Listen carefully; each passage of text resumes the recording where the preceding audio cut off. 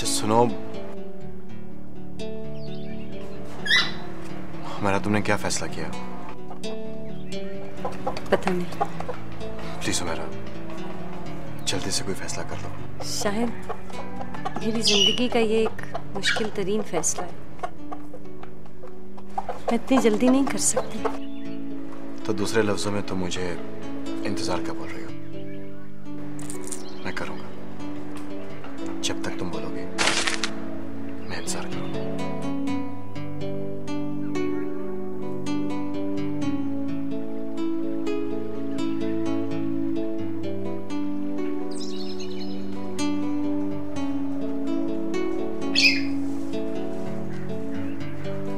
जुनैद, आज से ये ऑफिस आपका है, आप यहाँ काम करेंगे।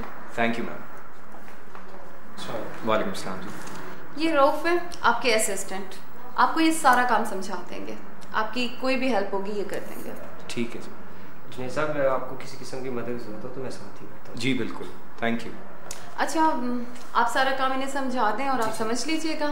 और अब मैं चलती हूँ, तो फिर शाम को मुलाकात। जी ज़रूर जी, थैंक यू। ओके, बैठिए रऊफ साहब। सबसे पहले तो आप मुझे ये बताइए कि ऑफिस का लेआउट क्या है? कौन कहाँ बैठते हैं, किसका क्या फंक्शन है?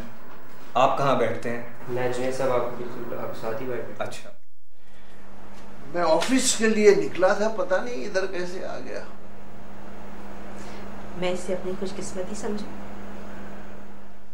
अब जो जी चाहे तुम इसे समझ लो निगार, मैं परेशान बहुत हूँ। नौमान का फोन आया था अमेरिका से? अरे नहीं, नौमान का फोन नहीं आया था। मैं डेजी की वजह से परेशान। डेजी? वो तुम्हारी नर्स? हाँ वही है, मेरी नर्स। भाई मेरी जिंदगी में उसकी अहमियत इससे कहीं ज्यादा है। होगी, लेकिन तुम क्यों परेशान हो उसकी वजह से? उसका मंगेतर आया हुआ है, वो दोनों शादी करना चाहते हैं। पता नहीं क्या हुआ, अचानक डेजी ने इनकार कर दी। अरे सुल्तान, ये इसी किस्म की लड़कियां होती हैं। कोई और मिल गया होगा। तुम अपना खून क्यों जला रहे हो? फिर वही अजीब बातें करती हो तुम निगार। वो ऐसी लड़की नहीं है जैसा तुम सोच रही हो। वो औरों से बहुत मुख्तलिफ है। मुख्तलिफ? हाँ मुख्तलिफ।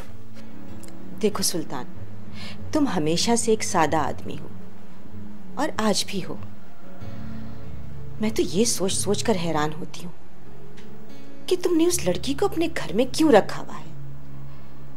और शायद मैं अगर तुम्हें इतने बरसों से न जानती होती तो मैं पता नहीं तुम्हारे बारे में क्या कुछ नहीं सोचती। क्या मतलब है तुम्हारा? क्या सोचती तुम? मैं समझा नहीं। खैर छोड़ो, बस तुम किसी तरह से उसे अपने घर से निकालो। कैसी बातें कर रही हो निगार? डेजी ने 3 औलादों की जगह पुर कर दी है। मेरे बेटे और मेरी बेटी। तुम्हें क्या बताऊं मेरे दिल के कितने करीब है, तुम तसव्वुर नहीं कर सकती। ओह, तो मैं ये समझूं कि डेजी तुम्हारी विल में भी हिस्सेदार होगी अगर कभी ऐसा मौका आया? नहीं नहीं नहीं, मैं अपनी औलाद के हाथों अपने बाद उसे दुख देना नहीं चाहता। हाँ, मैंने उसके लिए जो कुछ कर दिया है, मेरे बाद उसको कम से कम पैसे की तंगी नहीं होगी। सुल्तान, सटिया गए हो तुम।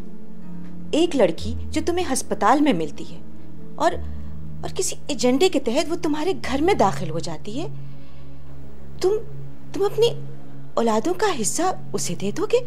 बस देखो निगार, मैं खुद को बहुत अकेला महसूस कर रहा था, इसलिए तुम्हारे पास आ गया।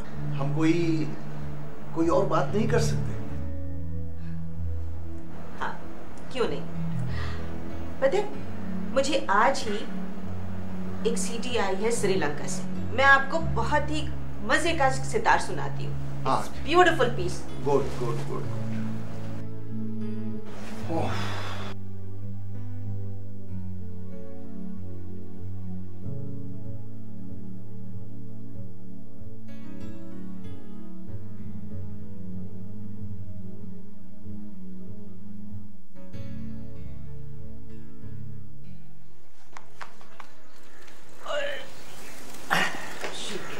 भी गए और मैंने तो अभी तक हांडी भी नहीं चढ़ाई।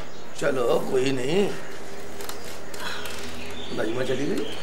हाँ अभी तेरे सामने ही तो गई है। हाँ, मैंने सब पता कर लिया। क्या क्या पता कर लिया? और नजमा का उस लड़के जुनेद के साथ क्या चक्कर है? कौन जुनेद? वही जो अपनी बहन को साथ लेकर नजमा का रिश्ता मांगने हमारे घर आया था, वो जुनेद। ओए है वो जिसे मैंने मना कर दिया था। मना कर दिया था ना, बात खत्म हो गई तो अब क्यों परेशान हो रहा है? बात खत्म नहीं ना हुई। नजमा बेगम उस कमीने के साथ इश्क करती है, छुप छुप कर मिलते हैं और एक बार पुलिस के हाथों पकड़े भी गए थे। ओह, तो तू उस रात वाली पुलिस की बकवास की बात कर रहा है? शीदे तुझे पता नहीं इन पुलिसियों का? मुझे अच्छी तरह पता है, रिक्शा चलाता हूँ, रोज वहां पड़ता है उनके साथ। लेकिन वो पुलिसिया झूठ नहीं बोल रहा था। न जरा गौर करना, अगर वो झूठ बोल रहा होता तो उसे जुनेद के नाम का कैसे पता होता? ना ज़ाहिदा ना, सब सच है और एक एक लफ्ज सच है। मैं नहीं मानती, मेरी नजो ऐसा नहीं कर सकती, तू भी भूल जा।